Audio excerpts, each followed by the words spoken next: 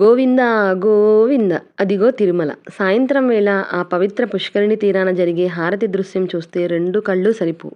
ఇక మాడవీధులలో ఆ శ్రీనివాసుడు ఊరేగింపుగా వస్తుంటే ఆ గోవిందనామాల మధ్య కలిగే అనుభూతి మాటలకు అందదు. అంతేకాదు పద్మావతి అమ్మవారి గుడికి కూడా తీసుకువెళ్తున్నా. ఈ అద్భుతాన్ని ఎక్కడ కూడా స్కిప్ చేయకుండా చూడండి. Welcome back to my channel yours Haniram. Let's get into the video. మన తిరుమల నాథుడు స్నానమాచరించే ఈ పవిత్ర పుష్కరిణి స్వామి పుష్కరిణి అంటారు. సాయంత్రం వేళ ఇక్కడ అర్చకులు హారతి ఇస్తుంటే ఆ ఘంటానాదం, ఆ మంత్రోచ్చారణలు మనసుకి ఎంతో ప్రశాంతతనిస్తాయి.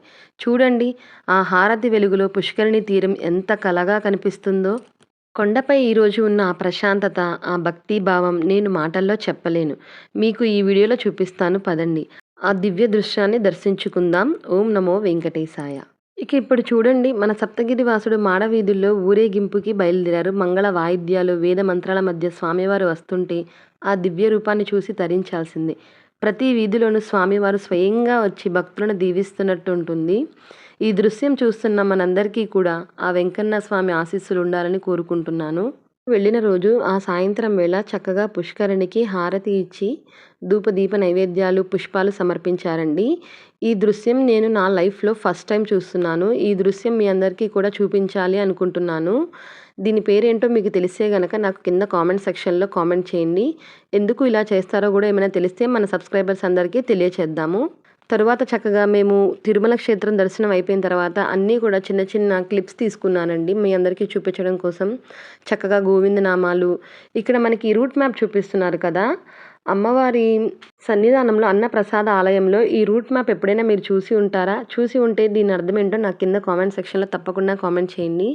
చక్కగా ఇక్కడ మనకి దగ్గరలో ఉన్న అన్ని టెంపుల్స్ రూట్ మ్యాప్ చూపించారు. మీరు ఎప్పుడైనా వీటికి వెళ్ళుంటే కనుక నా కింద కామెంట్ సెక్షన్లో కామెంట్ చేయండి. చక్కగా ఇక్కడ మనకి స్వామివారి తిరుమల వెళ్ళామంటే ఖచ్చితంగా ఈ ప్లేస్కి విజిట్ అయ్యి ఇక్కడ మెమరీస్ అన్నీ కూడా సేవ్ చేసుకుంటామండి మేము. తర్వాత అమ్మవారి దర్శనానికి బయలుదేరాము. తిరుమల దర్శనం తర్వాత తప్పకుండా దర్శించుకోవాల్సిన క్షేత్రం తిరుచానూరు. ఇక్కడ కొలువై ఉన్న అలివేలు మంగమ్మ అంటే మన పద్మావతి అమ్మవారు. సకల సంపదలకి, కరుణకి ఆమె మూల రూపం.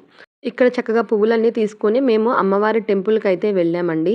మీకు పద్మావతి అమ్మవారి ఆలయ గోపురం చూపిస్తున్నానండి. ఎంత అద్భుతంగా ఉందో కదా. నేనైతే ఒక 10 నిమిషాల పాటు ఈ గోపురాన్ని అబ్జర్వ్ చేస్తూ ఉన్నానండి. చక్కగా అమ్మవారి దర్శనం చేసుకున్న తర్వాత బయటకు వచ్చి చక్కగా పసుపు, కుంకుమ ఇవన్నీ కూడా అమ్మవారికి సమర్పించి అక్కడ హుండీ ఉంటుంది కదండి. నేనైతే ఎప్పుడు వెళ్ళినా కూడా తప్పకుండా ఆ హుండీ దగ్గర అమ్మవారికి పసుపు, కుంకుమ, పసుపు తాడు సమర్పించి నేనైతే ఇంటికి ప్రసాదంగా తెచ్చుకుంటానండి. అమ్మవారి దర్శనం అయ్యాక కలిగే ఆ తృప్తి మాటల్లో చెప్పలేం. ఆ దివ్య మంగళ రూపాన్ని చూశాక మనసు ఎంతో హాయిగా అనిపిస్తుంది.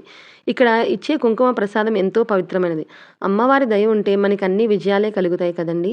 ఈరోజు ఈ 2 దివ్యక్షేత్రాలను దర్శించుకోవడం నిజంగా నా పుణ్యం. ఈ వీడియో మీకు నచ్చితే ఆ అమ్మవారి, అయ్యవారి ఆశీస్సులు మనందరికీ ఉండాలని మనస్ఫూర్తిగా కోరుకుంటూ తప్పకుండా లైక్ చేయండి, మన ఛానల్ని సబ్స్క్రైబ్ చేసుకోండి. కామెంట్లో గోవిందా అని రాయడం మాత్రం మర్చిపోకండి. ఏమైనా తప్పుగా చెప్పుంటే క్షమించండి. Thank you for watching yours హనీరామ్.